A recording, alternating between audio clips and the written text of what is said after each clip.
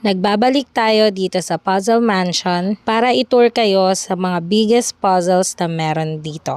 Bago yan, pakita ko muna sa inyo yung mga puzzles made in the Philippines. Ito naman yung top 3 biggest puzzles. Itong puzzle na to, natapos siya ng 24,720 hours. Then, ito naman yung second biggest puzzle na may 32,256 pieces na natapos naman ng 4 months and 9 hours.